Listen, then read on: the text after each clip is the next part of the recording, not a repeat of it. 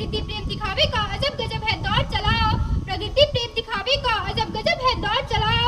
आंगन में तुलसी होती थी अब प्लास्टिक का उपयोग चलाओ, आंगन में तुलसी होती थी अब प्लास्टिक का उपयोग चलाओ।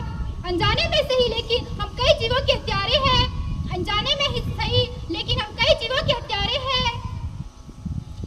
नष्ट करे हैं अपने हाथों से इन जीवों के प्राण, नष्ट करे हैं अपने हाथों से कई बेजुबान जीवों का संसार।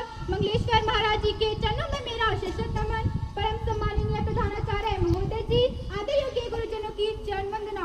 मेरे समक्ष बैठे शिक्षा के इच्छुक छात्र एवं छात्राओं, मैं आज आप सभी के समक्ष अपने विचारों को प्रकट करने जा रही हूँ तथा मेरे विचारों का विषय है प्लास्टिक प्रदूषण को कैसे कम करें। जैसे कि आप जानते हैं कि प्लास्टिक प्रदूषण हमारे देश की एक ज्वलंत समस्या है। आज इसी प्लास्टिक प्रदूषण के कारण हमारे देश का कोई भी कोना नहीं बच पाया है। हम प्लास्टिक प्रदूषण को कैसे कम करें? जितना हो सके उतना प्लास्टिक की बोतलों तथा बर्तनों का कम उपयोग करें।